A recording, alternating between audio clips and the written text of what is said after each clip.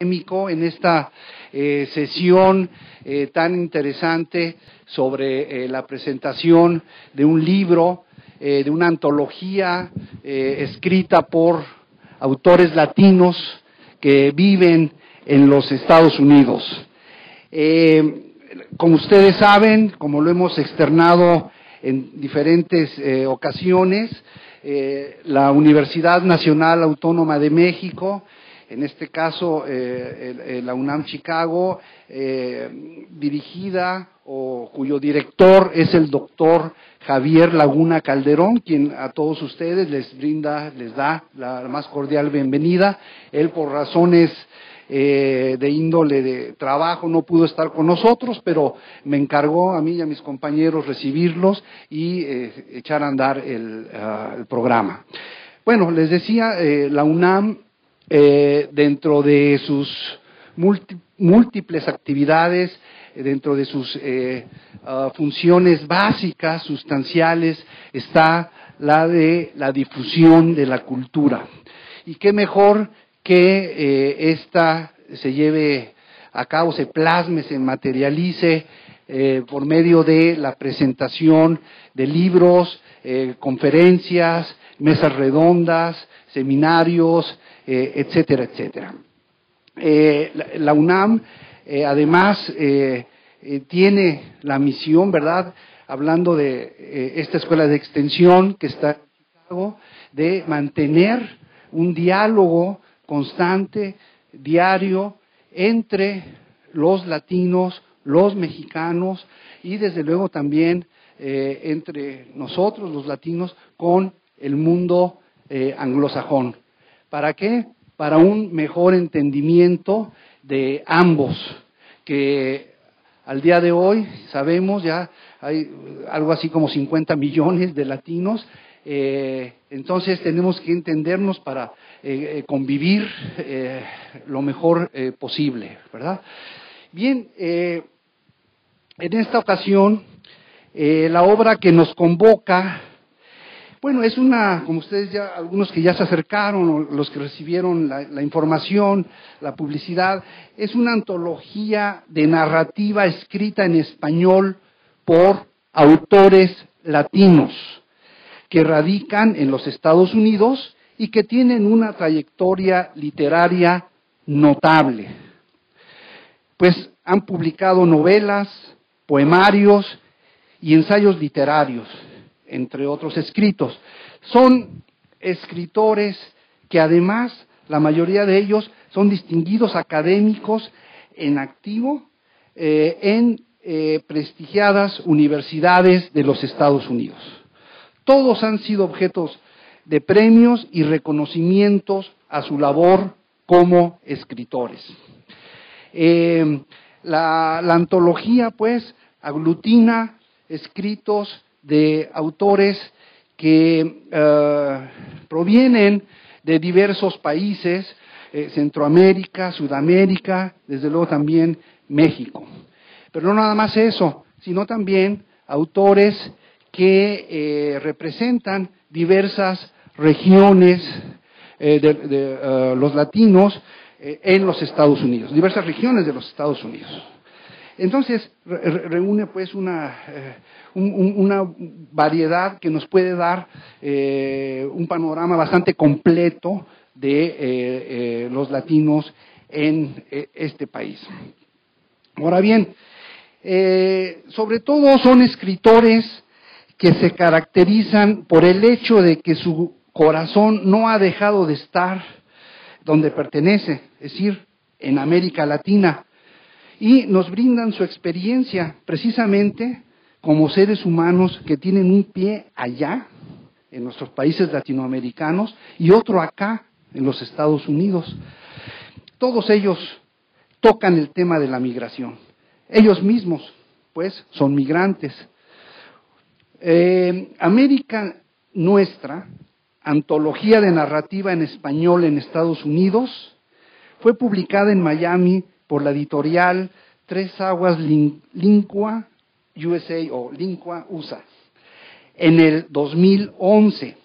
La obra está compuesta por 18 ensayos escritos, incluidos los antologadores, por el mismo número de autores.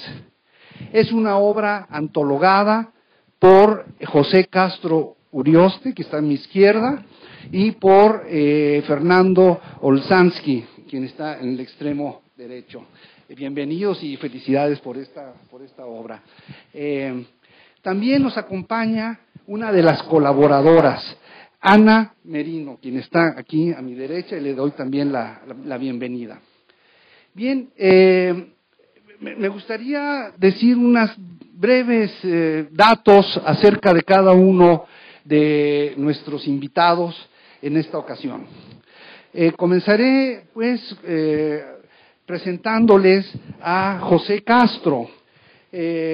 Como él lo menciona, es peruano, nacido en Montevideo, conocido, entre otros aspectos de su vida, por la serie de trabajos que tiene publicados: teatro, novela, crítica literaria.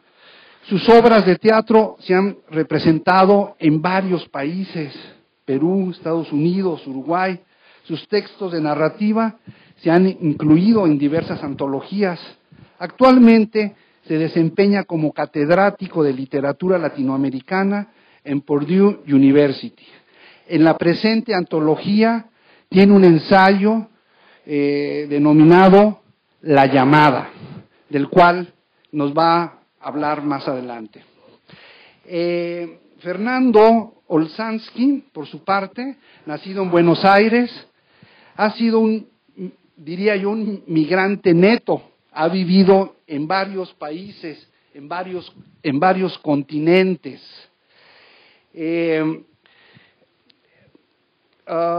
Y actualmente radica en los Estados Unidos. A Fernando, recuerdo, lo conocí cuando él era director editorial de la revista Contratiempo. Esto es en el 2007, 2008, cuando empezó una colaboración entre la UNAM Chicago y dicha revista. Desde entonces, pues, comenzó esta relación fructífera entre ambas instituciones. Fernando, así como ha vivido en diversas partes del mundo, también ha incursionado en diversos ámbitos de la literatura y las artes. En el caso de las segundas, como fotógrafo y cineasta. En el de la segunda, además del trabajo como editorialista, ha publicado un número considerable de ensayos en revistas especializadas de literatura, arte, y ha publicado novela, poemario y cuentos. En el libro que presentamos hoy se incluye su ensayo de cuervos y flores. Bien, por último, Ana Merino es una teórica de los cómics y estudiosa de la infancia. Ha publicado poemarios, una novela juvenil y un ensayo académico sobre el cómic en el mundo hispánico. En el libro América Nuestra se incluye su ensayo Naranjas en la nieve. Bien, después de esta brevísima presentación de nuestros invitados, yo nada más quisiera decir, pues, que todos ellos están colaborando en este proyecto, en esta obra, que finalmente, desde mi punto de vista, pues, es una obra que trata sobre el universo de los latinos en los Estados Unidos. Visto, pues, este universo desde diversos ángulos, desde diversas perspectivas. Bien, una vez concluida, pues, esta brevísima presentación de los autores, le quisiera yo dar la palabra a ellos mismos para que empiecen a dialogar con ustedes. La dinámica que vamos a seguir, entonces, va a ser la de que le voy a dar primero la palabra a los antologadores para que ellos nos digan, pues, su punto de vista sobre el texto mismo, Y tengo entendido de una vez, también van a hablar algo sobre su ensayo, ¿verdad? Sobre el ensayo que aparece en la antología. Bueno, entonces, para no decir más, me gustaría que comenzara José Castro, por favor. Muchas gracias, Oscar, por la presentación. Gracias a ustedes por compartir esta noche con nosotros. Gracias a Ana por venir de Iowa y tomar el megabús y estar acá. Y gracias a Fernando, porque gracias a Fernando es que yo estoy participando en esta antología. La idea vino de él, ya hace como más o menos, creo que fue el 2009, cuando empezamos inicialmente este proyecto. Y luego por diferentes circunstancias lo tuvimos que detener y después de un tiempo lo retomamos y lo retomamos con muchas ganas y con mucho cariño. Voy a referirme a algunas ideas relacionadas con la literatura en español en Estados Unidos y también con esta antología en particular. Me parece que a pesar de que la literatura en español se inicia en Estados Unidos con algunos textos que se producen después de la llegada del conquistador Oñate aquí hace ya muchos siglos, y a pesar de que existe un periodo en el cual la literatura en español se convierte de alguna manera en una especie de instrumento de resistencia cultural en Estados Unidos, a pesar de ello, la literatura en español me parece que tiene todavía una condición de doble marginalidad. Y digo doble marginalidad porque por un lado es una literatura que se desconoce en los países de habla hispana y por otro lado doble marginalidad porque también es una literatura que aún se desconoce en Estados Unidos. Visto así, de alguna manera, creo que esta antología y el deseo de hacerla se insertaba en este contexto y se insertaba en este contexto con el propósito de indicar que aquí no solo se habla español, sino que aquí también se escribe en español. Toda antología, de por sí, me parece también, no deja de ser un trabajo que es arbitrario, no deja de ser un trabajo que es incompleto, no deja de ser un trabajo que es hasta cierto punto incluso injusto. Es arbitrario e injusto en la medida en que siempre se quedan autores fuera de ella y siempre se quedan textos fuera de esta antología. Toda antología tiene un gran peso de subjetividad de los antologadores. Pero dentro de este criterio de arbitrariedad y dentro de este criterio de subjetividad, con Fernando tratamos de manejar algunos criterios para llegar a esta selección. Esos criterios básicamente fueron dos. Por un lado, un criterio estrictamente estético y por otro lado, un criterio de representatividad. Con el criterio estético nos referíamos a que los cuentos que elegíamos funcionaran como tal, que fueran cuentos bien escritos, que fueran cuentos bien armados, que fueran cuentos que de alguna manera dejaban un mensaje que nos interesaba. Y con el criterio de representatividad es que de alguna manera, en la medida de lo posible, buscábamos que se incluyeran autores, así como lo ha dicho Oscar, de diferentes regiones, de diferentes países de habla hispana y al mismo tiempo autores que estuvieran ubicados en diferentes lugares de los Estados Unidos. Ese ha sido el intento en la medida de lo posible, pero siempre, obviamente, va a haber algunos huecos porque la antología, por naturaleza, tiene esa condición. En otros momentos, en otras ocasiones, me he referido a la literatura en español en Estados Unidos y he señalado algunas tendencias, las he esbozado en realidad estas tendencias a las cuales me refiero un poco en el prólogo y que me parece quizás oportuno volverlas a tener en cuenta en esta ocasión. Por un lado, me parece que habría una tendencia que podría llamarse como literatura de trasplante, es decir, una literatura en la cual los escritores siguen escribiendo en Estados Unidos con los mismos temas, con las mismas preocupaciones e incluso con el mismo estilo como si lo hubieran estado haciendo o lo seguirían haciendo en sus propios países, ¿no? Hay definitivamente en esta literatura de trasplante, o no deja de haber, una cuestión de la perspectiva. La perspectiva va a ser diferente. Es diferente escribir sobre el Perú desde los Estados Unidos a escribir del Perú estando y viviendo el cada día de la sociedad peruana, ¿no? Una segunda tendencia, yo diría que es cuando ya el peso del nuevo territorio y específicamente la presencia de Estados Unidos empieza a aparecer en la producción literaria de cada autor.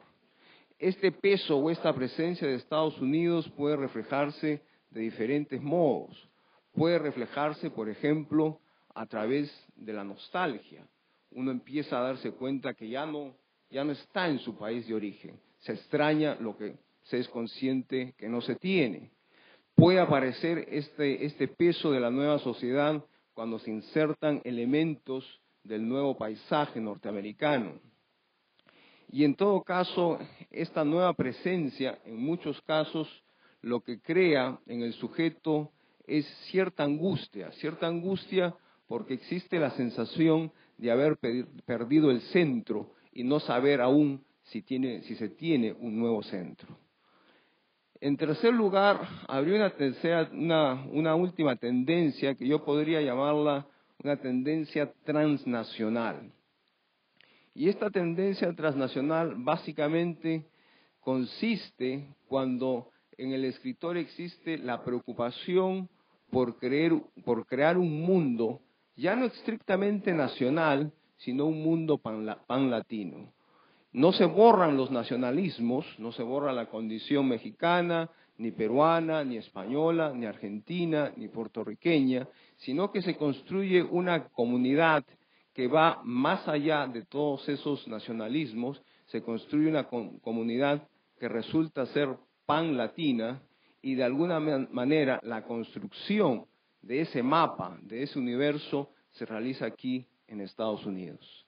Básicamente, en esta antología hemos tratado de reunir cuentos que reflejan estas dos últimas tendencias, la tendencia en la cual se da el peso del nuevo territorio y la tendencia en la cual surge esta imagen transnacional, esta imagen translatina. Muchas gracias.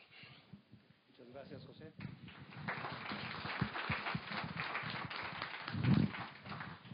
Bueno, enseguida me gustaría entonces darle la palabra al otro de los antologadores, a Fernando. Por favor, Fernando, si quieres ampliar más sobre el objetivo del libro. Bueno, primero que nada, gracias, Oscar, por abrirnos las puertas de la UNAM. Este espacio es precioso, deberíamos usarlo más seguido. Gracias, Ana Merino, por molestarte y venirte desde Iowa para estar con nosotros. Gracias a ustedes por venir, especialmente estando la noche argentina hoy en el Cine Latino. ¿Hay algún argentino acá? Te lo perdiste, Marcela. ¿Por qué América Nuestra? Bueno, primero vamos a empezar con el título. América Nuestra es un juego de palabras con el famoso ensayo de Martí. El de Martí se llama Nuestra América, y lo que él quería hacer o decir en aquellos tiempos cuando escribió su ensayo, nosotros lo recogimos de alguna manera, y eso que él planteaba se plantea nuevamente en nuestra sociedad de hoy aquí. Lo que yo veo, lo que pasa con el ser latino en Estados Unidos, es que aquí, en Estados Unidos, es donde nosotros descubrimos lo que significa ser latinoamericano. Descubrimos qué es lo que tenemos en común entre un dominicano y un argentino, un oaxaqueño y un guaraní, un peruano y un cubano. Acá empezamos a desayunar con tamales, tenemos ceviche al mediodía y a la noche quizás comamos feijoada. Aquí aprendemos del otro, nos damos cuenta que ya no vivimos en la patria chica, ya estamos en la patria grande. esa patria grande que soñaba Bolívar.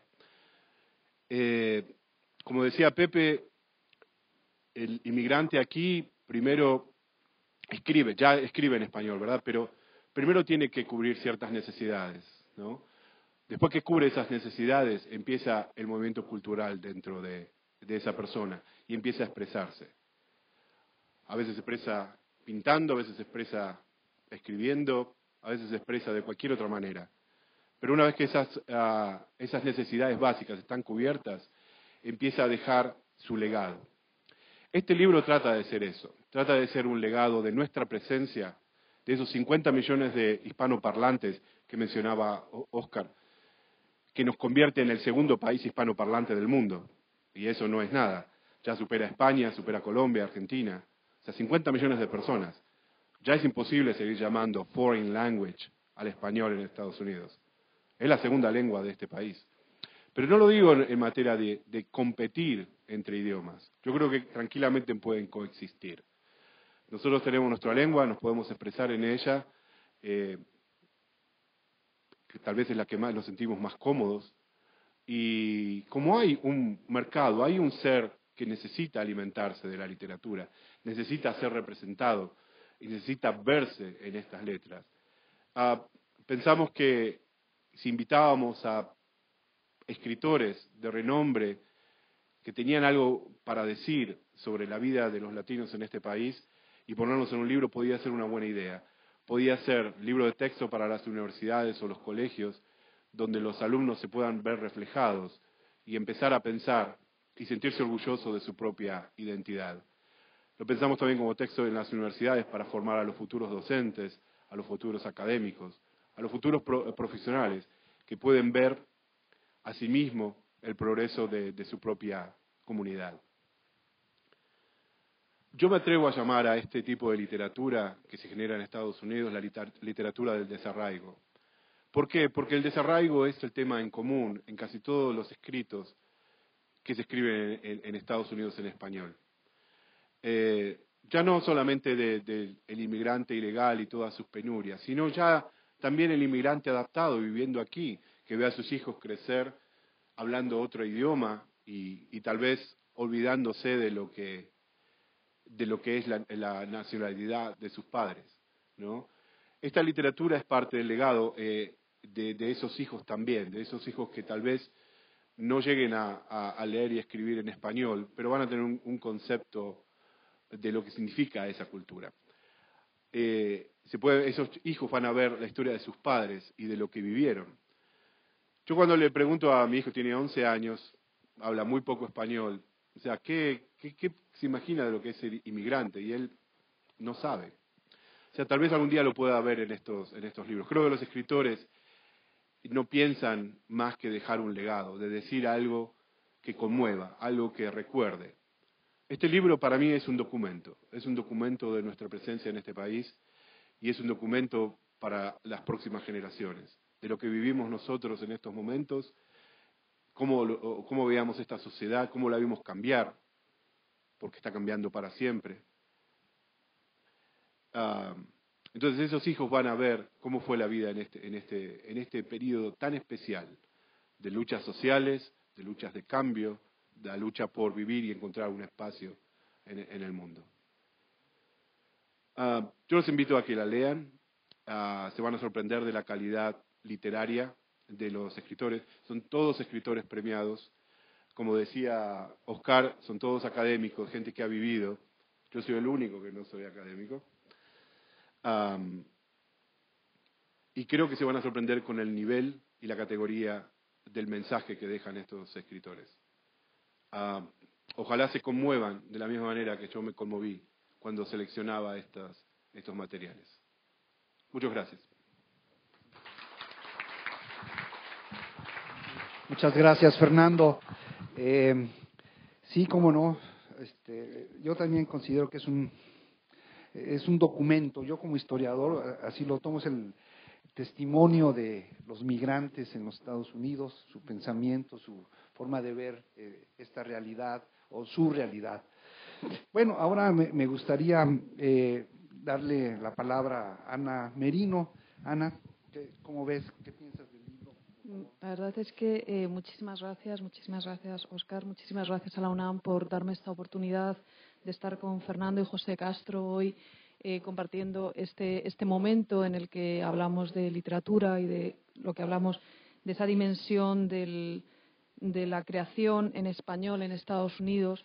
A mí me ha gustado muchísimo participar en esta antología porque, bueno, tengo 40 años siendo poeta y tengo 17 años siendo cuentista, en el sentido que soy una adolescente que empieza a contar cuentos. Llevo 17 años en este país, llevo 17 años en Estados Unidos.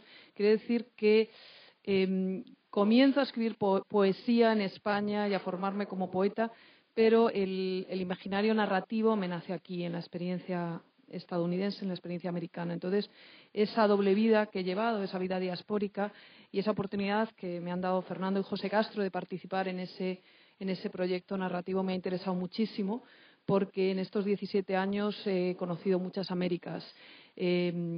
Vinimos, Félix y yo, mi esposo que está aquí, y fuimos primero al Midwest, fuimos primero a Columbus, Ohio, y la idea era estar un año. Lo que pasa que unas veces uno llega un año y se queda toda la vida, ¿no? Entonces, a lo largo de estos años he ido descubriendo que la afinidad afectiva, que el universo común era con las personas que compartían el mismo idioma, el español.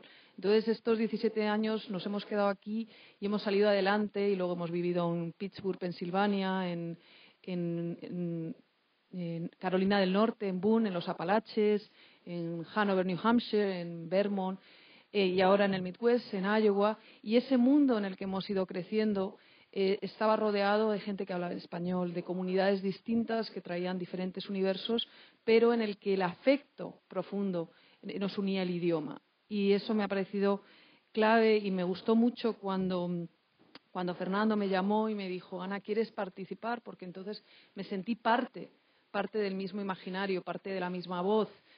Yo venía cruzando el océano, venía cruzando el Atlántico, pero sin embargo yo ya había crecido en cierta medida aquí, ya tenía una parte en la que era el idioma, esa calidez, y por lo que he luchado mucho y sigo luchando, defendiendo el español en todas partes.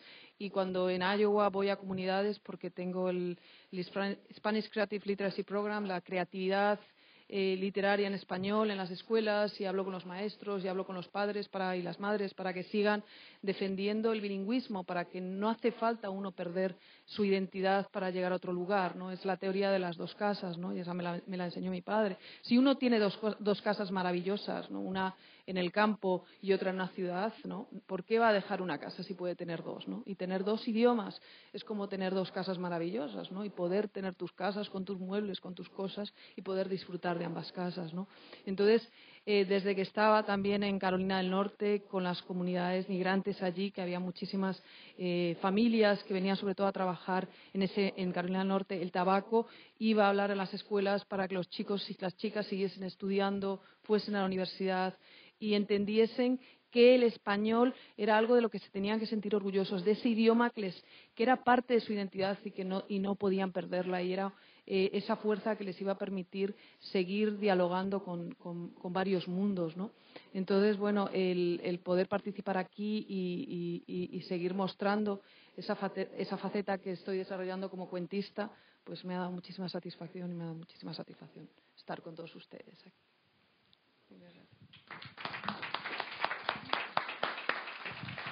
Muchas gracias, Ana. Bueno, a mí me gustaría ahora que pasáramos al momento en el que cada uno de los participantes, expresaran, nos hablaran ya, pero como autores de los ensayos que están pues publicados en el libro. Y en ese sentido, bueno, me gustaría entonces empezar con José Castro y esta llamada tan importante para este migrante, ¿verdad? Peruano en los Estados Unidos. No sé, a lo mejor tal vez alguna parte de tu ensayo sería, si no la lees, donde se diga lo esencial, pues estaría muy bien. Y si no, bueno, platícanos sobre tu ensayo, por favor, José. Permíteme leer una parte, porque creo que lo que escribe uno se defiende por lo que está escrito y no por lo que pueda decir uno de solo lo escrito. Pero habría que poner un contexto, ¿no? Porque es un cuento y es un cuento de más o menos 15 páginas. Obviamente no voy a leer las 15 páginas, pero voy a leer la parte final, ¿no?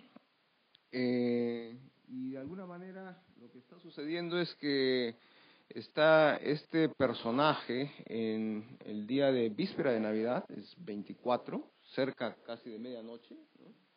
Está solo, está en New Jersey y está tratando de comunicarse con su familia. El teléfono está ocupado porque hay obviamente muchas llamadas a esa hora y ese día. Y de alguna manera ha venido a Estados Unidos de manera como turista y dejó el país porque el país entró en una crisis económica y por consiguiente su negocio, que era vender repuestos, tenían con su hermano una tienda de repuestos llamada El Pistón Loco. La tienda cerró porque vino una transnacional y empezó a vender repuestos más baratos de los que los vendían ellos. Y traspasaron el Pistón Loco a Renusa. Algo de plata te quedó, pero ¿cuánto te iba a durar con la recatafila de pagos que tenías que hacer? Una familia con 3 hijos y tu mujer que a veces hacía un cachuelo cosiendo una que otra ropita. ¿Qué vas a hacer, Francisco? Cuando se acaba ese billete, no ibas a poder pagar las cuotas de la casa y el banco se la quedaría. No podías dejar a tus hijos sin casa. Además, ya tenías más de 40 años y solo sabías chambear en repuestos de carros. No podías ponerte a solicitar otro trabajo. ¿En qué? Entonces, tu hermano te habló del Flaco Gutiérrez, uno que a veces jugaba fútbol con ellos en el colegio. Era más de la generación de Francisco, de tu hermano, que de la tuya, pero seguramente lo conocías. Uno alto, medio narigón, con los ojos un tanto torcidos, pero buena gente. ¿Y cuál es la nota con el Flaco Gutiérrez, hermano? Él anda por New Jersey, te dijo Francisco, trabajando en repartición de periódicos y saca buena plata. El Flaco podría alojarte unos días en su depa mientras te instalabas allí y darte unos contactos de chambas. Ya después, tú te abres paso. Irse a Estados Unidos, hermano. Parecía que no te quedaba otra. El Pistón Loco se fundió. En el Perú no hay chamba y tú habías dicho que lo único que sabías hacer a tus 40 y tantos era vender repuestos de carros. Quizás sería mejor que tú te fueras primero y solo cuando te pareciera el momento, jalabas a toda la familia. La casa la podría vender después tu mismo hermano. Ahí está ese camino, Rubén. Tú eres el que decides. Lo hablaste con tu esposa, Amanda, y ella al principio dudó. Eso de irse a Estados Unidos, lejos de su madre y de toda la familia, no la convencía. Pero al final, después de 20,000 argumentos idénticos, ella aceptó.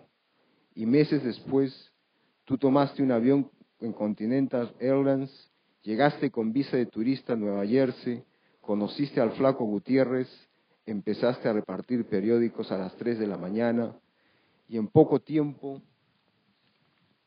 se venció la visa y pasaste a engrosar la lista de documentados en Estados Unidos. La plata más o menos alcanzaba para pagar tus vainas de allí, para mandarle alguito a la familia, para ahorrar para los pasajes de todos. Así que en menos de un año le dijiste a Amanda que ibas a hacer las reservas para que se viniera. Esa vez ella no dijo nada y su silencio se te quedó en tus adentros. En una llamada posterior le dijiste que tenías fecha para su vuelo. Era el 20 de octubre. Salían a medianoche y llegaban a Nueva Jersey a media mañana del 25. Tú los estarías esperando en el aeropuerto con todas las ganas del mundo y ya para esa fecha te habrías mudado a un apartamento un poco más grande. Nada como la casa de Lima, Amanda, pero estarán cómodos. A los chicos también les gustaría. De parte de ella, Hubo de nuevo silencio. De pronto te dijo, Rubén, yo no voy a Estados Unidos. Tú sentiste que el mundo se te caía. Yo no voy. Antes ya la había separado de su familia llevándola a otro barrio, pero esta vez no iban a ser 20 minutos de autobús. Era irse a otro país, muy lejos, con otras costumbres, con otra gente, y muy lejos. ¿Quién sabe cuándo ella podría regresar a ver a su madre y a toda su familia? ¿Quién sabe? Porque así nomás no podría hacerlo. No, Rubén, yo me quedo en Lima. Ya no te mudaste de apartamento. A ratos has pensado que Amanda nunca te perdonó tu affair con Araceli. Siempre le quedó guardado el deseo de devolverte el golpe. No lo pudo hacer encontrando un amante jovencito para echártelo en cara. Entonces se quedó esperando a que llegara el momento. Y ese fue el momento. Tu familia no iría a verte. Y tú, como eras ilegal, no podías salir de Estados Unidos porque jamás te permitirían el reingreso. A ratos piensas que Amanda fue sincera, que realmente era incapaz de dejar a su madre, a su padre, a toda la parentela, y que ella en Nueva Jersey se moriría de tristeza a pesar de los miles de peruanos que hay por ahí. Salud por estas Navidades, Rubén. Sigue sentado en el sofá y en la televisión 2 fulanos se carcajean. Jamás imaginaste que tu mujer y tus hijos se convertirían en una foto que tienes en la mesa de noche, en las que te envían por internet, en una llamada semanal. ¿Y qué hora es? Casi las 2 de la mañana. Deberías probar de nuevo con el teléfono, aunque Paulín, tu hijo menor, ya estaría durmiendo. Marcas todos los números de la tarjeta, los prefijos, el número de casa. Ojalá que entre la llamada. Ojalá. Sí, está timbrando. Vamos, que alguien conteste. Vamos. Es 25 de diciembre y seguro que están despiertos. Vamos, es Navidad. Que contesten, porque es Navidad. Y ese es el único regalo que has podido soñar. Muchas gracias. Muchas gracias, José. Muy emotivo, muy interesante tu ensayo. Bien, ahora me gustaría entonces que Fernando, le voy a dar la palabra a Fernando para que nos platique sobre su ensayo, inclusive si es el caso que nos lea una parte de él. Una de las preguntas que siempre reciben los escritores es que le dice, ¿usted vivió esa historia? Y evidentemente siempre hay algo personal en cada uno de cada uno en la historia, ¿no? La pregunta que siempre recibo cuando hablan del título de mi novela que se llama Rezos de Marihuana, ¿se imaginan cuál es la pregunta que me hacen siempre, ¿no? Nunca contesto. Pero bueno, en este cuento en particular, solamente voy a leer el principio, las 2 primeras páginas, al contrario de Pepe que leyó el final. Yo los voy a dejar con las ganas, de que sepan cómo termina. Y bueno, es la relación entre un padre y un hijo. Y bueno, yo siempre tuve una relación difícil con mi padre y la literatura siempre es una muy buena terapia. Y bueno, en este cuento trato de trabajarlo. Qué suerte que mi psicólogo no está acá, ¿no?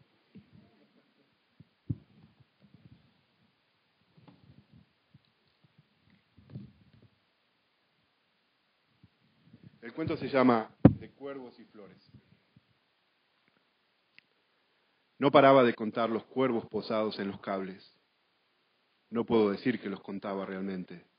Parecían incontables. Hileras de cuervos a lo largo del camino, todos instalados en postes y cables. Todo el camino, de Chicago a Montreal, escoltados por una guardia de cuervos, tan negros, tan enigmáticos, tan funestos. Clemente conducía hipnotizado.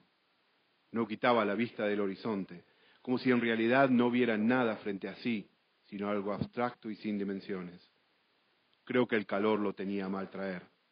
A pesar de las ventanas bajas y del ventilador del auto, El verano nos castigaba sin misericordia. Nos escapamos de Chicago por el calor, a pesar de las exigencias del estudio.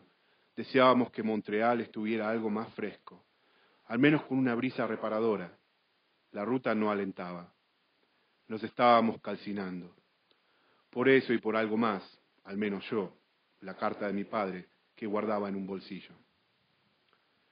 Los incontables cuervos permanecían inmutables, firmes en sus cables y postes a pesar del sol y del calor.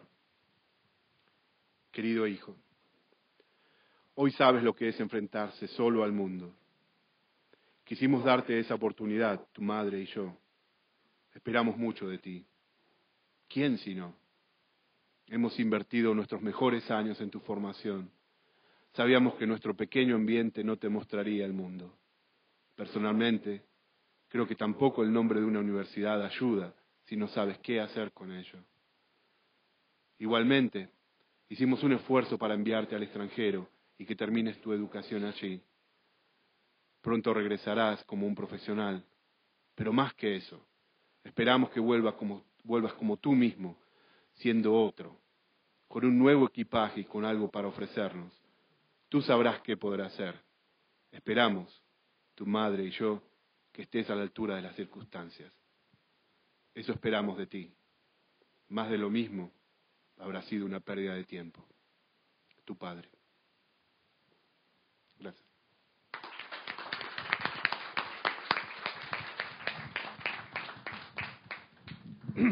Muchas gracias, Fernando. Bueno, ahora llega el turno para Ana, quien nos va a platicar sobre su ensayo, sobre estas naranjas en la nieve, ¿verdad? Y de este caso del, pues no sé, la relación del anciano, el joven, el niño. Por favor, Ana. Un placer. Una cosa es que la experiencia americana que yo he vivido es la experiencia más bien de esa América, no de la gran ciudad, sino de los pueblos pequeños o de las ciudades más pequeñas. Es la América de las grandes extensiones y de la soledad, ¿no? A veces este país podemos ver en los diferentes personajes esa sensación de incomunicación o de aislamiento. Entonces, este cuento un poco reflexiona sobre cómo construimos los recuerdos y cómo nos sentimos, y en cierta medida está construido en torno a esa América que he ido viviendo.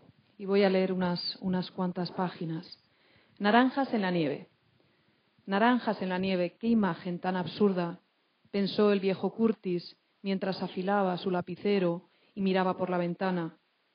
Luego volvió a su cuadernillo de notas y escribió la lista de las cosas que necesitaba comprar. La primera palabra que anotó fue naranjas, igual de redondeadas que aquellas que rodaron por la nieve. De pronto se acordó. Claro, lo había olvidado. Hace muchos años volcó un camión cargado de naranjas. Se salió de la autopista y al chocar contra los quitamiedos y la mediana se partió en dos, esparciendo por la carretera un cargamento inmenso de naranjas. Esa imagen era la que hoy se le aparecía con la luz del mediodía. Se mezclaba con el cansancio y los extraños olvidos que le acosaban cada día. Olvidaba los pequeños encargos, las cosas más sencillas de su rutina. Miraba a su hijo trabajar en el garaje. Los coches estaban en fila, esperando alguna pieza de recambio, una batería, unas ruedas de invierno, un cambio de aceite, líquido de frenos o una puesta a punto exhaustiva.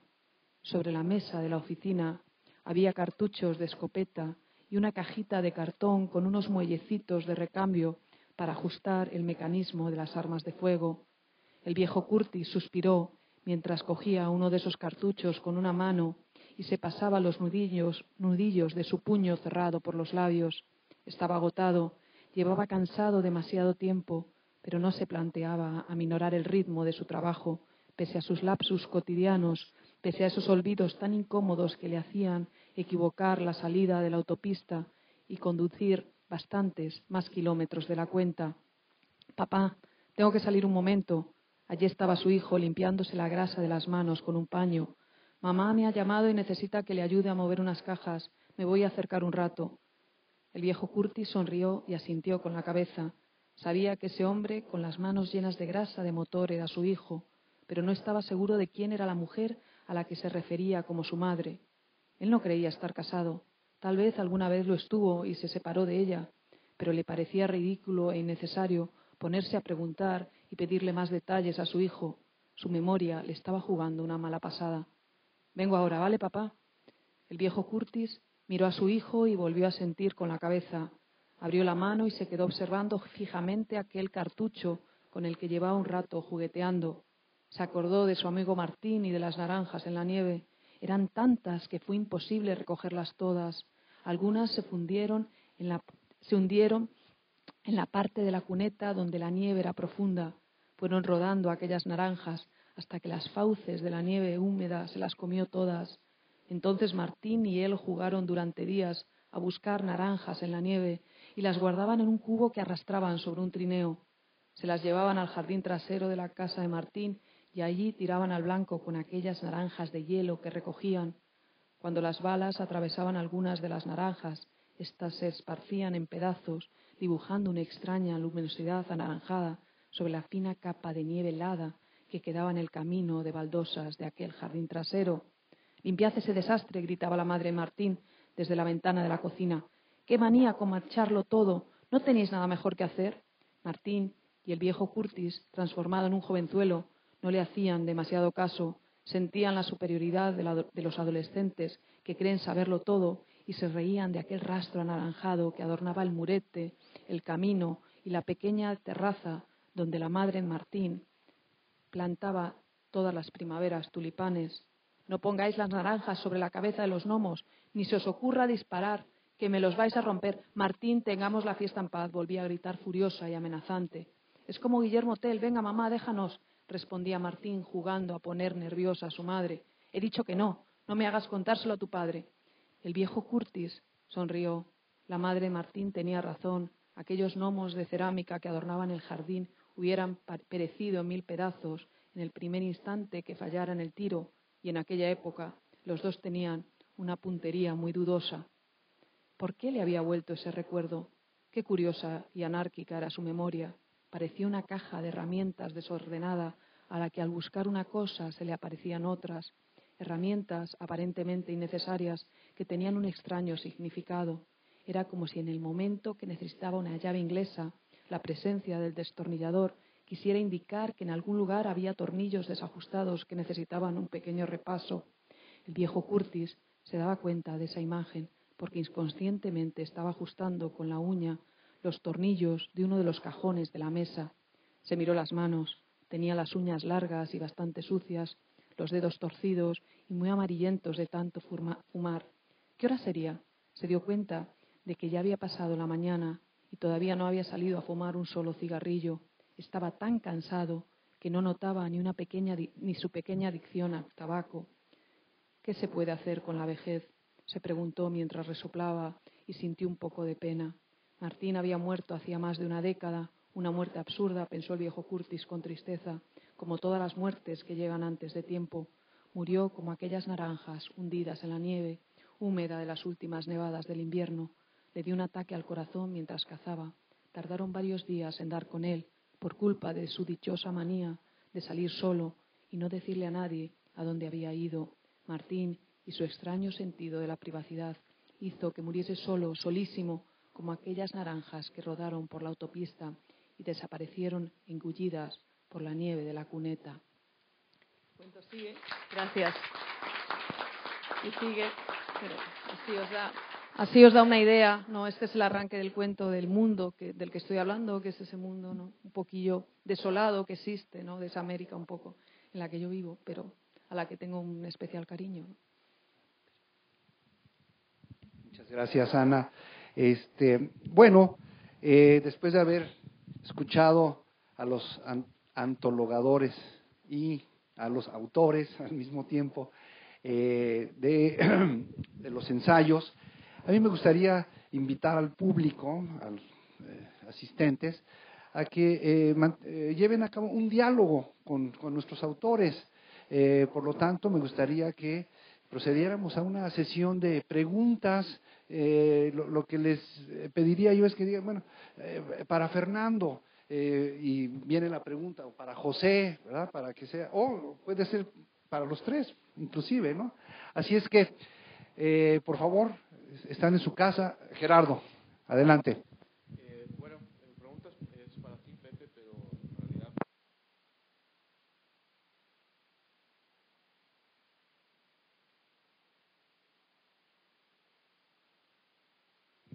de la transicionalidad de parte de los escritores latinoamericanos o hispanohablantes radicados en Estados Unidos.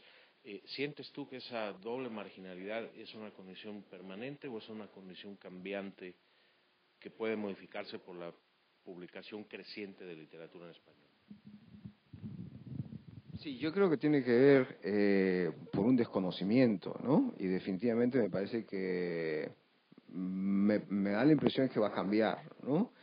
De alguna manera hay una frase que dice: los cambios cuantitativos traen cambios cualitativos. Yo creo que ese cambio cuantitativo a nivel demográfico que estamos viviendo hoy en día va a traer obviamente cambios en orden de prácticas culturales, ¿no? Creo que estamos me da la impresión, no tengo una bola de cristal obviamente, pero me da la impresión que estamos en el inicio del cambio, ¿no? Yo creo que va a haber un recuestionamiento, por ejemplo, en el caso de la literatura latinoamericana, de cuál es el corpus de la literatura latinoamericana. Siempre se ha hablado que el corpus de la literatura latinoamericana arranca del río Bravo hasta la Patagonia. Y yo creo que esa cuestión geográfica me parece que se va a cuestionar y se va a ampliar, ¿no? Me da la impresión que, si bien es cierto, hay escritores que radican en Estados Unidos y son reconocidos, ¿no? Por ejemplo, estamos altamente reconocidos, como Ariel Dorfman, por ejemplo. Todavía la literatura en español en Estados Unidos de manera orgánica no ha obtenido ese reconocimiento, ¿no? Siempre, si nos acordamos de nuestro amigo John Barry, ¿no? Siempre el planteamiento de John era que se podía incluso hacer incluso literatura en español que pueda ser parte de la literatura norteamericana también, ¿no? Ese era el planteamiento de John, o sea, el canon por dos lados, ¿no? Y de alguna manera por eso su última antología era bilingüe, ¿no? Tratando de que se abriera ese canon norteamericano. Y yo creo que por ese camino vamos, ¿no? Por ese camino vamos, ¿no? No sé, pero siguiendo con John, el planteamiento de John era que necesitamos que una novela nuestra gane un premiazo realmente, ¿no? Para que realmente nos miren a todos como conjunto, ¿no? Y el otro día hablaba curiosamente me escribía con Jesús Torresilla, que es otro de los escritores, y también con la misma idea, ¿no? No deja de haber ese criterio en la literatura, ese criterio de autoridad todavía, ¿no? Probablemente siempre lo ha habido y siempre va a haber, y a veces los concursos, ¿no? Aunque tienen una serie de cosas por detrás los concursos, no dejan de ser ese criterio también de autoridad que podría abrir puertas hacia el futuro, ¿no? Muy bien, José, no sé si quieran ampliar algo respecto a la pregunta. Muy cortito, porque creo que la marginalidad viene de la cantidad de lectores que uno tenga. Yo recuerdo la novela en español, aquí en Estados Unidos, de Gabriel García Márquez, Mis tristes putas, vendió 200.000 ejemplares, bueno, el título era más grande, pero hacerlo cortito. Vendió 200.000 ejemplares aquí en Estados Unidos, o sea que si hay un producto que se ofrece, que tiene la calidad y la promoción adecuada, creo que la marginalidad se acaba. Ana. Volvemos a lo mismo, ¿no? Es volver a reivindicar el espacio lector en español y la animación a la lectura. Y muchas veces esa reivindicación tiene que ir desde las escuelas y tiene que abrir espacio al bilingüismo, espacio a la recuperación del español como parte de la enseñanza y eso es fundamental, ¿no? Crear lectores desde la infancia y con comunidades que hablan el idioma, claro. Muy bien, Ana. Bien, ¿quién más quiere participar? ¿Hacer otra pregunta? Aquí los autores están encantados de... A ver, sí, adelante, por favor. Sí. Gerardo. Todos tenemos algo al venir a este país, alguna cosa en mente, una cosa específica. Ustedes, ¿cómo vinieron y qué han logrado hasta ahora? Si han cumplido sus objetivos. ¿Me podrían ampliar para ello? ¿Se oye, Jorge?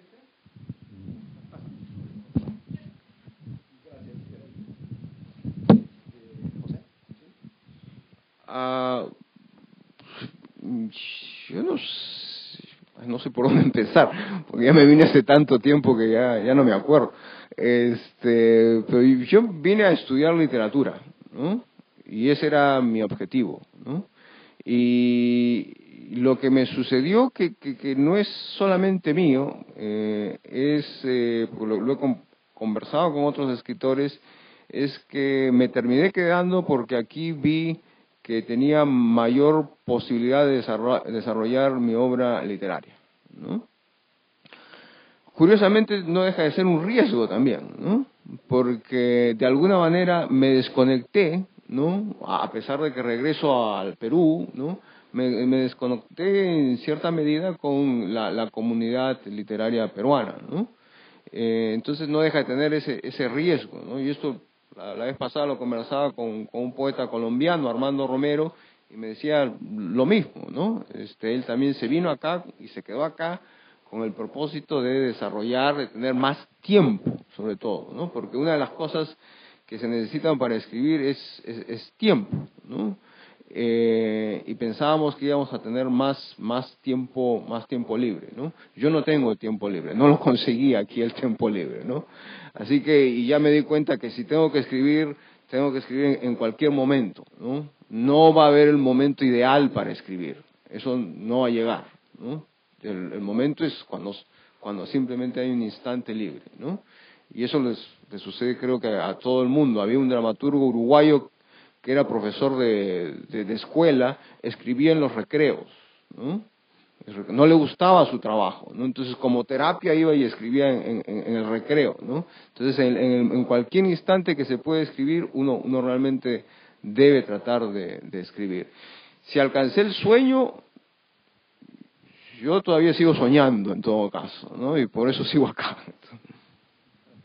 Gracias, José. Fernando, ¿tu experiencia? ¿Cómo ves? Yo sé que has vivido en varios continentes. Eso es una buena pregunta. Yo creo que como todos venimos siempre por un par de años, ¿no? El par de años se está haciendo largo ya, ¿no? Y uno ya, ¿viste? se afinca y descubre cosas que, por ejemplo, cuando vuelve a su terruño, creo que esto le debe pasar a todos, ¿no? Cuando vuelven a su lugar es hermoso ver a los de uno, comer las comidas que uno comía, pero a las 2 semanas uno se empieza a sentir incómodo y hace sentir incómodo a los demás. Así que por el bien de ellos y por el bien propio, uno decide volverse a su lugar. Pero hay un espacio en el medio. Hay un espacio en el medio que es un agujero muy grande. No somos ni de aquí ni de allá. Somos un híbrido, ¿no? Y es difícil encontrar la felicidad o el sueño en ese híbrido. Hay momentos felices, pero no hay una felicidad. Nunca. Que sea constante, que sea tangible, ¿no? No creo que exista eso. Con respecto a ser escritor, entiendo al maestro de escuela, uno tiene que asumir los problemas de un escritor y dejar de dar excusas, ¿no? Si uno se da excusas es porque nunca lo va a hacer, pero si uno se hace el momento, lo va a hacer. Es querer realmente hacerlo, ¿no? Esa es la diferencia. Ana, ¿querés decir algo? Sí. Bueno, lo que me llevó a cruzar el océano fue curiosidad. Yo era muy curiosa. Entonces, era muy joven cuando llegué acá y además a los pocos meses antes había ganado un premio que en aquel momento era muy importante en España, que era el premio Adonais de poesía. Yo era una había escrito mi primer libro y ese primer libro lo había terminado ni siquiera en España, lo había escrito en Holanda. Yo me había ido a estudiar a Holanda uno de los años, el penúltimo año de mi carrera, y soy una persona muy nómada. Me encanta el nomadismo vital, me encanta el movimiento, me encanta descubrir lugares, me encanta empezar de nuevo, para el sufrimiento del pobre Félix, que cierra una casa, vende una casa, compra otra casa, busca otro lugar. Mi marido es un santo. Entonces, esa curiosidad de los lugares, me fascina llegar a un lugar, observar, descubrir, absorber. Entonces, había ganado mi primer libro de poesía, salió publicado y estaba en un muy buen momento, pero surgió la oportunidad de venir a estudiar a Estados Unidos. Y por esa curiosidad, tenía amigos que decían, pero ¿cómo te vas a ir ahora en este momento de España si acabas de sacar este libro? Pero yo me podía más la curiosidad, me podía más descubrir otros lugares, me podía más la aventura que quedarme en Madrid. Y por esa curiosidad fui y me quedé y empecé a escribir y seguí escribiendo, y afortunadamente tuve la suerte de encontrar un editor en España que le interesaba lo que hacía y me ha seguido publicando todos estos años, pese a la distancia, ¿no? El mundo poético. Y el mundo poético tal vez esté muy conectado desde la nostalgia con España, ¿no? Pero curiosamente también la experiencia de cruzar el océano también fue ir a vivir, coincidió que fuimos a vivir a México. En México hemos pasado mucho tiempo porque trabajé para una universidad americana en México, también fuimos a Argentina, etcétera. Y siempre esa idea del aprender, porque a mí lo que me gusta es aprender y lo que me gusta es enseñar también. Escribo por añadidura, en el sentido que me sale natural, pero a mí lo que me gustaba siempre desde niña era mi escuelita de Fisher Price y ser maestra de escuela, ¿no? Entonces, el enseñar, el estar en otros lugares, el conocer gente, el relacionarme con otras personas, me atrae muchísimo y es lo que me ha hecho seguir y que sigamos descubriendo lugares y llegar a nuevos sitios, ¿no? Es un poco eso, una profunda curiosidad. Muy bien, Ana, muy interesante. Bien, ¿alguien más? Sí, por favor. A ver, buenas noches, permíteme tantito, van a pasar el micrófono. Buenas noches. Yo soy Paola, soy estudiante del maestro José Castro. Lo admiro mucho. Yo no quiero hacerles preguntas, solamente decirles que los admiro porque a mí me gusta leer.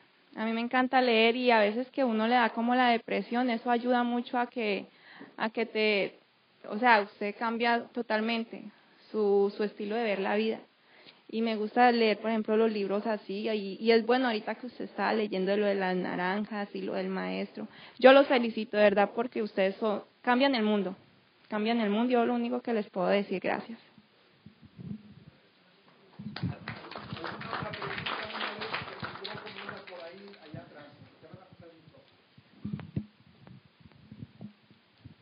Bueno, esta pregunta va para los tres. En realidad, quisiera saber qué los inspiró a escribir o cuándo se dieron cuenta que tenían una cierta inclinación hacia la escritura. ¿Fue algo que nació innato o fue algo que descubrieron por alguna otra razón?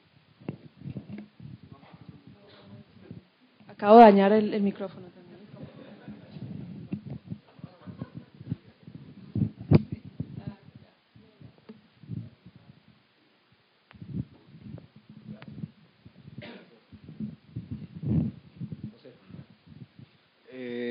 Mira, en mi caso yo creo que viene en la sangre, ¿no? Mi familia no es familia de escritores, aunque hay otro narrador, primo mío, y hay una señora que hace crítica literaria, pero sí había en la familia contadores de historias, ¿no? O sea, mi abuelo te hablaba y te contaba una historia mientras te conversaba. Y mi padre igual, ¿no? Y lo que sucedió con mi generación es que de alguna manera cambiamos la tecnología. Es decir, ya no dejamos de contar las historias oralmente y empezamos a contarlas por escrito. Entonces ya de niño yo sabía que iba a hacer esto realmente, ¿no? De muy niño, ¿no? No estaban las cosas muy claras, ¿no? Y sabía que iba a ir a la escuela de literatura y sabía que iba a venir a Estados Unidos a estudiar literatura, ¿no? con el tiempo simplemente hay un aprendizaje de las técnicas, de lecturas y esas cosas, ¿no? Pero de alguna manera la vocación, yo no la elegí, ya estaba elegida en mí, ¿no? Sí, sí. Bueno, en mi caso yo tuve la suerte inmensa de crecer en una familia. Mi padre es un gran escritor, es el escritor. Bueno, yo escribo poemas, escribo cositas, pero mi padre es el gran escritor y lo que me inculcó fue el amor a la literatura. Por eso soy una ferviente promotora de la educación por la lectura desde la infancia, porque la capacidad que yo he tenido de desarrollar poemas o desarrollar historias ha sido porque he tenido la literatura en casa, porque he leído muchísimo, porque en mi casa se contaban historias, se leían libros. Y cuando empiezo a escribir muy joven, que me sale de forma natural, pero por ese amor a la literatura, porque la había respirado, me sale natural y me sale muy jovencita precisamente por eso. Yo creo que hay mucha gente con muchísimo talento, pero no tiene esa oportunidad desde la niñez y empieza mucho más tarde, ¿no? Entonces, yo creo que bueno, que sí tiene que haber una tendencia hacia la escritura, pero también es muy importante la formación desde la infancia, inculcar la lectura y promover la lectura. Entonces, se combinan esas dos cosas y yo afortunadamente tuve la suerte de tener a José María Merino, que es un gran cuentista, un gran narrador como padre y que lo que nos dio fue ese amor a los libros y una biblioteca maravillosa en casa y respirar y ver libros, ¿no? Entonces, por eso también me parece muy importante la labor de los maestros, porque cuando a veces los niños y las niñas no tienen ese espacio en casa, los maestros tienen que compensar eso, ¿no? Y ese amor a la literatura tiene que estar. Bueno, en mi caso no, en mi familia no hubo ningún escritor ni ninguno que hiciera arte. Sin embargo, cuando tenía 9 años escribí mi primer cuento y siempre me gustó ese mundo de imaginación y ese mundo de inventar algo a partir de la nada. Yo creo que escribir es una necesidad porque el ser humano necesita expresarse de cualquier manera. Hay gente que pinta, hay gente que baila, hay gente que fuma, hay gente que sale a correr, hay gente que va al bar y se emborracha, hay gente que cocina, hay gente que tiene que lidiar con cualquier emoción interna que no puede decirla, y a mí me tocó escribirla. Me gusta escribirlo, como les decía, escribí mi primer cuento a los 9 años, a los 16 años escribía canciones para un grupo de heavy metal que se llamaba Veneno, y que por suerte nunca grabaron ninguna canción, así que no hay registro de eso. Pero se escribe por necesidad, se escribe porque hay algo para decir y porque uno necesita gritar de manera silenciosa. Eso creo que por qué escribimos. Gracias.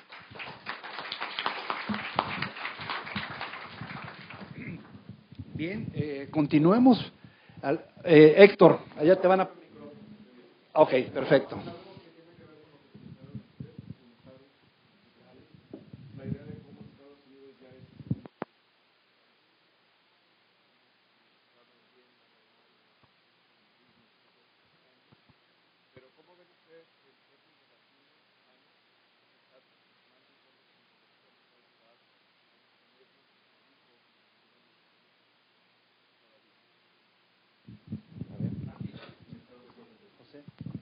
Esa pregunta es difícil realmente.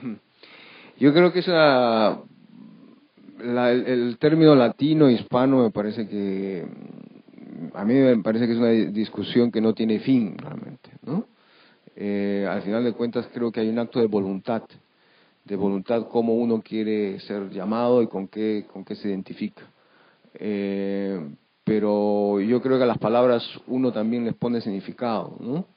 Entonces me parece que eso es lo que sucede con los términos latino, hispano, ¿no? Va a ser una decisión grupal, inconsciente, por decirlo así, y que se va a dar resemantizar, dar ese nuevo significado por el grupo, ¿no?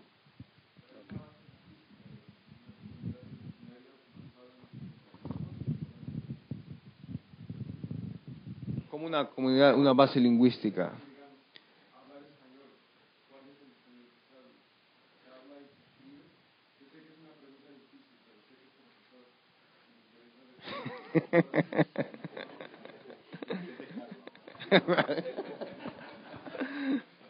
El español siempre, como toda lengua, va a tener un proceso de cambio, ¿no? Obviamente, ¿no? En este caso el cambio no solamente se da con el tiempo, sino también se da con el contacto, ¿no? Entonces yo creo que el español que tenemos acá va a ir cambiando debido al contacto de los diferentes modos de español que tenemos, pero y al mismo tiempo con el contacto con otras lenguas, básicamente con el inglés, ¿no? Tampoco hay que verlo como algo fijo, sino más bien como un proceso que va a evolucionar, así como van evolucionando el castellano en nuestros países de origen, ¿no?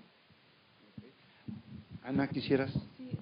Yo creo que es una pregunta muy interesante, porque ¿qué es lo que define lo hispánico, lo hispano, lo latino, todas esas terminologías? Porque al fin y al cabo Estados Unidos siempre ha tenido una necesidad de etiquetar, ¿no? Por toda la problemática racial que ha tenido este país, no necesita poner etiquetas, ¿no?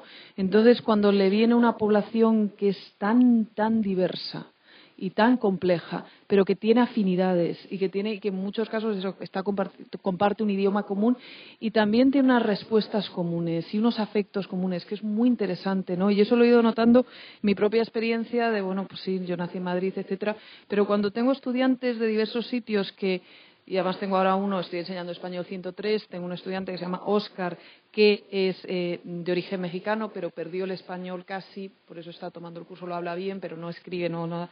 Y cuando me dice, ay, profesora, es que usted es como mi madre, ¿no? Cuando me dice eso, me hace gracia, ¿no? Porque ve en mi forma de ser, en mi forma, pero no solo me lo dice el estudiante de origen mexicano, cuando estaba en Dartmouth y enseñaba dominicanos, también era igual a la madre, ¿no? O sea, que hay formas o comportamientos, y eso me lo decía una estudiante, una chica, decía, ay, cómo me recuerda, hay formas, comportamientos, maneras de entendernos, de dialogar, de establecer los afectos, incluso mi temperamento español, que quizás sea el más agresivo de todos, porque los españoles somos muy directos, pero hay una textura en la que uno encuentra o desencuentra, pero hay algo.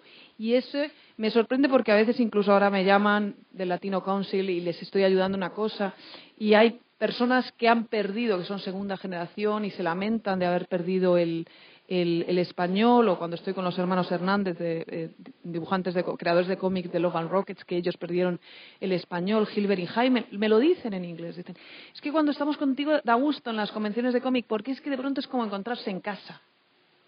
Y eso es lo curioso, ¿no? Que hay unas afinidades culturales, incluso cuando algunos han perdido el idioma y lo echan de menos y lo reivindican en sus cómics o en sus dibujos o lo reivindican o lo buscan, hay algo común, ¿no? Y eso es curiosísimo, esa mezcla que tenemos todos y esa forma de comunicarnos desde todos los ángulos, y eso es muy interesante y existe. Lo que pasa que el ordenamiento estadounidense le gusta definirlo y quizás seamos el grupo más complejo y más diverso y más fascinante en ese sentido, ¿no? Porque venimos de todas partes y tenemos esa efervescencia, ¿no?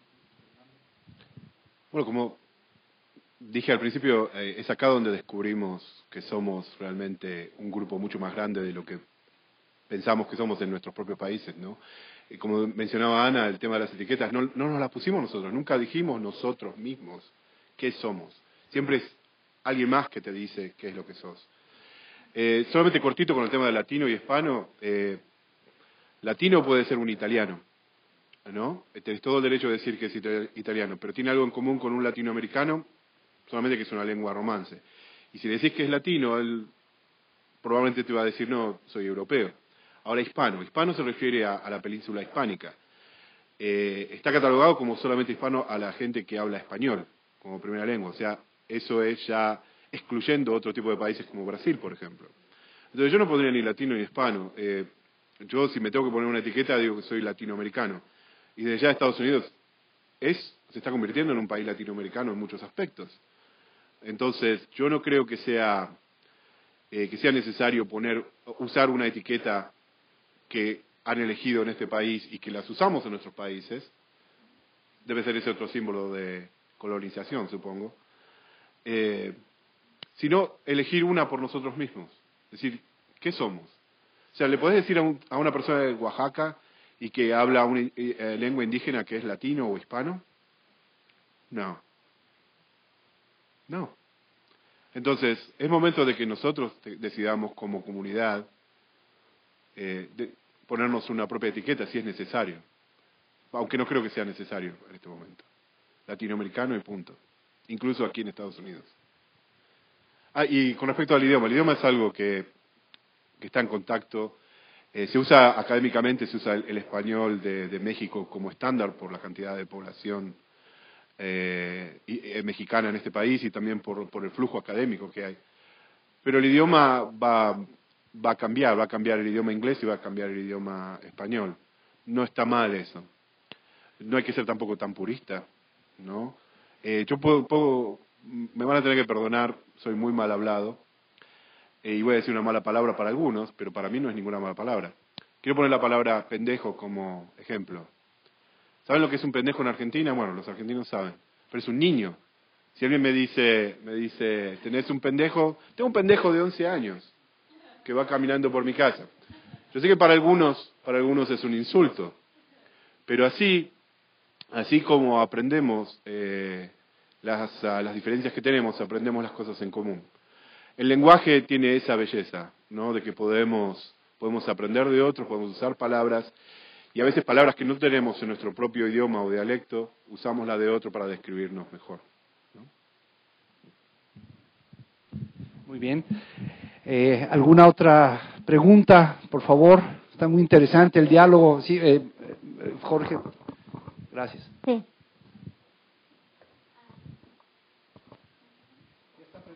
No me escucho. ¿Hola? Sí, ya está. Yo me llamo Cristina y esta pregunta va dirigida a un comentario que hizo Fernando, pero se lo dirijo a los tres. Fernando dijo que esta literatura se está convirtiendo, o lo etiquetó como literatura de desarraigo. Entonces, mi pregunta es, el grupo de las segundas generaciones, el grupo que es híbrido, que no ha venido de América Latina, que ha crecido aquí con tal vez padres.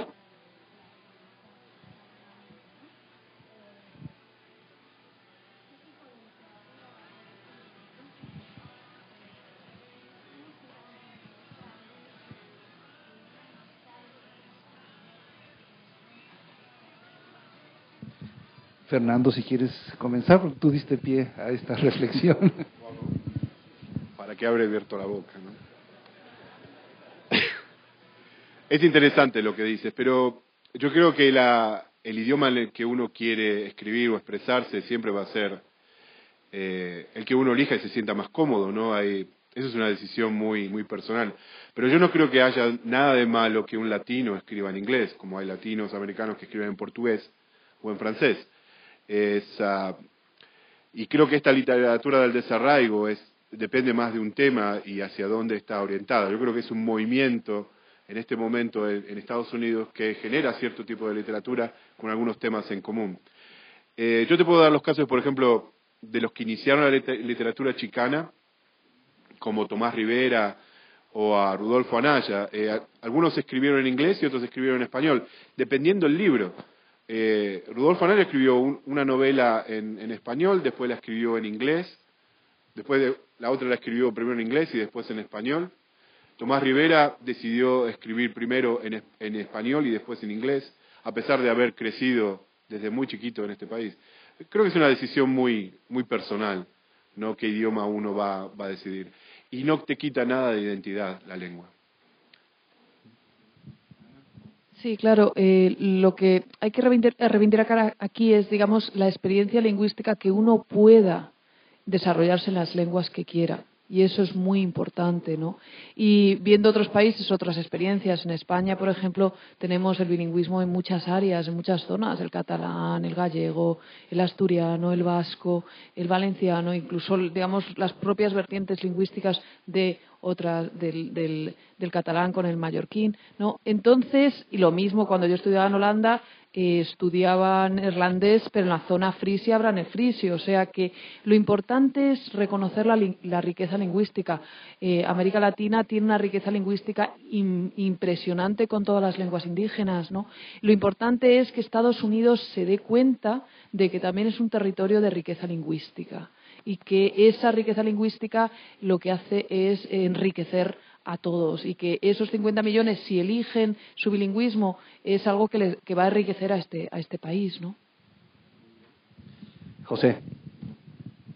Si yo quisiera tocar el tema un poco del desarraigo, que me parece que está más ubicado con, digamos, con lo que sería nuestra generación, con la generación del inmigrante, y creo que de alguna manera, sin ánimo de tener una bola de cristal, aunque ya hay textos obviamente de la siguiente generación, normalmente lo que sucede con la siguiente generación, o lo que ha sucedido con la siguiente generación, es la opción por el inglés, porque era la lengua dominante, ¿no? También yo creo que ahora va a ser un poco diferente en la medida en que el español en Estados Unidos hace unas décadas atrás era una lengua del hogar, ¿no? Y era una lengua del espacio privado. Cruzar ese límite era muy sancionado, ¿no? Hay muchas historias y estudios sobre niños que querían hablar español en la escuela y de repente eran castigados. De alguna manera eso se ha trastocado, ¿no? El español se ha convertido también en Estados Unidos en una lengua de orden público, ¿no? Y por eso estamos hoy día aquí, ¿no? En la medida que eso sucede, también yo creo que la siguiente generación va a tener la opción de nuevo de escoger entre español e inglés, cosa que no hacía tanto la segunda generación de hace unas décadas atrás, ¿no? Que su opción era la lengua dominante porque las circunstancias se imponían eso, ¿no? La otra cuestión va a ser la cuestión de la preocupación, o sea, la inquietud que tiene el escritor en relación al territorio, ¿no? Para nosotros, de alguna manera, el sujeto inmigrante es un sujeto que se inserta en dos espacios, ¿no? La segunda generación va a tener una relación diferente, obviamente, ¿no? Va a reconocer este territorio con otra sensibilidad, pero también va a reconocer de alguna manera diferente, no lo podría definir, el territorio de la generación anterior, ¿no?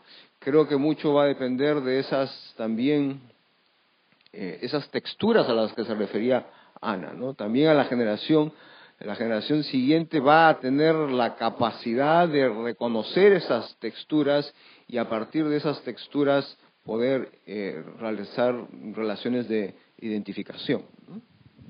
Muy bien. Muchas gracias, José. ¿Alguna otra pregunta? Gracias.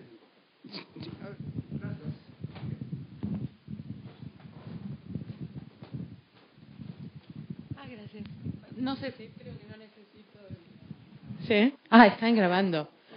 Un poco mi pregunta tenía que ver con la pregunta de ella. Como dicen mis estudiantes, mi compañero me robó la pregunta.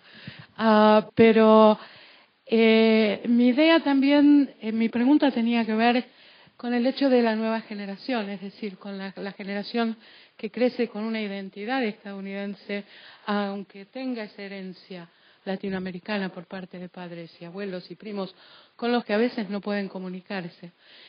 Y pensamos en el español en Estados Unidos, es decir, este doble desarraigo, la literatura en español que tiene poca difusión en Estados Unidos. Pero mi pregunta también tiene que ver con el otro desarraigo, es decir, hasta qué punto vamos a hablar en algún momento de literatura latinoamericana en Latinoamérica cuando está producida en inglés y el tipo de difusión que esa literatura puede tener en el idioma original en Latinoamérica.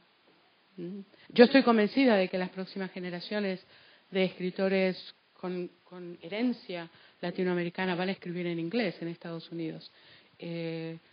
Recuerdo un caso muy famoso, el de Sandra Cisneros, en una entrevista en Barcelona cuando le preguntaban ¿por qué no escribes en español? Y era constante la pregunta cuando ella escribe en inglés. Su contexto cultural, si bien comparte lo latinoamericano, es netamente estadounidense. Y mi pregunta era precisamente esta.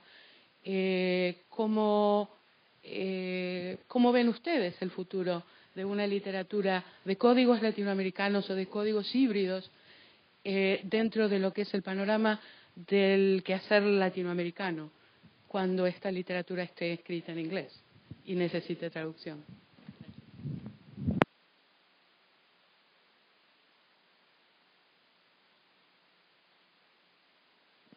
Eso ya se da. No se da de manera masiva, pero ya sucede, ¿no? Cito el caso pues, de Daniel Alarcón, que es un escritor peruano radicado en Oakland, en el área de California. Es peruano, pero criado en Estados Unidos, hijo de peruanos, ¿no? Escribe en inglés y ha tenido mucho éxito en Estados Unidos, pero su temática es totalmente peruana, ¿no? Entonces, ese fenómeno ya se empieza a dar, ¿no? Y probablemente con el tiempo se dé también en mayor número, en todo caso, ¿no? Entonces, yo creo que eso simplemente, y además lo que sucede con Alarcón es que es traducido, ¿no? Y publicado en el Perú, ¿no? Y lo que va a suceder es simplemente de nuevo una redefinición del corpus de la literatura latinoamericana, ¿no? Y en eso, creo que hacia eso vamos, ¿no? Ana, ¿quisieras completar? Bueno, que va a existir, ¿no?, las dobles vertientes, pero lo que es una realidad que llevamos mencionando a lo largo de esta velada es que hay 50 millones y en ellos un gran número en el que realmente buscan un espacio en el idioma español y se encuentran cómodos. Y eso va a existir, si no, la Universidad de Iowa no hubiese abierto ahora un MFA en escritura creativa en español. O sea, hay un entendimiento con la posibilidad de otra lengua que está cuajando y que es una realidad, ¿no? Entonces sí, van a existir diferentes vertientes, como en otros países donde hay plurilingüismo y diferentes vertientes creativas, ¿no? Tenemos por ejemplo, Pere Ferrer tiene poesía estupenda en español, poesía estupenda en catalán, incluso Rosalía de Castro, ¿no? Cuando escribía en gallego, escribía en español. O sea, lo importante es que Estados Unidos sea capaz de reconocer eso y que los escritores se sientan a gusto y se sientan bien y no tengan que renunciar, que no implique una renuncia creativa el elegir una lengua. Es también una cuestión de mercado, ¿no? Porque en Latinoamérica todavía se siguen vendiendo libros, pero en Estados Unidos en español se vende muy poco. En cambio en inglés el mercado es mucho más amplio y dependiendo del tema puede ser más comercial o no. Lamentablemente la función del escritor cambió en los últimos años y hoy para ser un escritor en realidad hay que tener un MBA en vez de estudiar literatura casi, ¿no? O sea, los agentes ya te piden, ¿por qué no escribís sobre vampiros si le pones un hombre lobo por ahí? Y bueno, entonces el mercado también está dictaminando, ¿no?, hacia dónde hay que escribir y en qué lengua y qué hay que escribir. Igualmente yo creo que en el futuro vamos caminando hacia que la persona sea multilingüe, ¿no? Podemos ver el caso de Europa, cada persona habla por lo mínimo 3 idiomas. Aquí, bueno, todavía no hay una estrategia para ser bilingüe. Canadá es bilingüe, en otros países de Asia también son bilingües, India, Tailandia, Singapur, China son bilingües. Y Latinoamérica ya hay muchos países que se estudia portugués, por ejemplo, en las escuelas. En Brasil se está estudiando español y el inglés es la lengua franca de este momento. Tal vez en pocos años va a ser el chino la lengua franca, no sabemos, ¿no? Porque eso también es cuestión de mercado, ¿no? Yo creo que hay que ver cómo se desarrolla todo, ¿no? De acá al futuro el mundo está cambiando muy rápido y predecir qué va a pasar en los próximos 10 años es absolutamente difícil, ¿no? Pero es una buena pregunta, ¿hacia dónde vamos? Creo que hay que esperar un poquito, ¿no? Y verlo. Muy bien. Sí, a mí en lo personal, bueno, estaba yo reflexionando, estaba yo pensando en la cuestión de la tecnología, ¿no? Por ejemplo, qué tanto la comunicación vía Skype, vía o sea, por internet, que ya es simultáneo, ¿no? Entonces ya no estamos yo ya no estoy, aunque estoy en Chicago, ya no estoy tan lejos de mi casa, no estoy tan lejos de mi familia, no estoy tan lejos de mis compañeros allá en la UNAM, en CEU.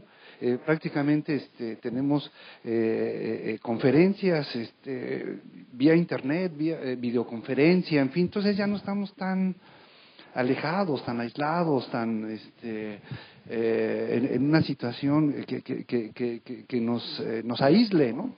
Y más bien estamos pienso, no sé, a reserva de lo que ustedes crean, que la tecnología en algún sentido nos está otra vez como que, al mismo tiempo que nos está globalizando, como que nos está reuniendo, ¿no? Con nuestros hermanos universitarios, mexicanos o como le quieran ustedes llamar.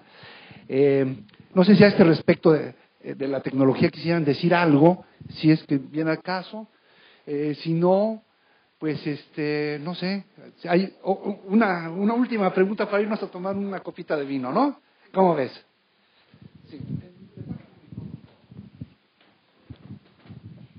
Sí, desde el punto de vista de la tecnología, me gustaría saber qué piensan ustedes. He escuchado últimamente, por ejemplo, en cuanto a la traducción, las editoriales le están pidiendo a los autores que paguen ellos la publicación de libros. ¿Cuál es el panorama, la visión futura que ven ustedes en cuanto al libro publicado, al ebook, al libro electrónico? Es muy interesante lo que estamos viviendo. ¿Cuál es? ¿Quién quisiera? Solamente muy rápido porque ya tengo sed. Todavía no me veo yendo al baño con un Kindle. Todavía prefiero el libro para sentarme y leer ahí. Es lo único que puedo decir sobre la tecnología. Es una realidad, lo que pasa que este mundo es muy desigual, entonces hay lugares, yo me acuerdo de ir a hacer proyectos donde casi ni llega la electricidad, ¿no? En algunos países, y entonces lo que va a haber es más desigualdad en el acceso de conocimiento, entonces es una realidad, pero para un sector de la población, y no nos damos cuenta que es una minoría. Pero lo vemos como la gran revolución, pero sigue habiendo lugares donde los niños casi no tienen ni pupitres, ¿no? Yo creo que van a coexistir, ¿no? Y de alguna manera, por ejemplo, es curioso, no como oposición, pero como otra alternativa, en algunos países latinoamericanos tenemos las cartoneras, ¿no? Es decir, estos libros que se hacen, por un lado, a pedido, ¿no? On demand, pero por otro lado que son fotocopias y las cubiertas son con cartones y cada cubierta es un dibujo original, ¿no? Entonces y mientras tanto tenemos el libro electrónico al mismo tiempo, ¿no? Entonces lo que va a suceder es que vamos a tener varios sistemas, de alguna manera, de circulación, ¿no? Bueno, pues yo les quiero pedir un aplauso a los participantes, ¿verdad?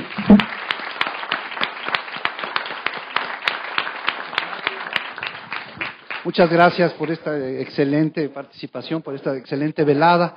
Y ahora yo los invito a que tomemos una copita de vino. Ahorita vamos a sacar unos quesitos y todo esto, para que puedan seguir platicando con ellos, ¿sí?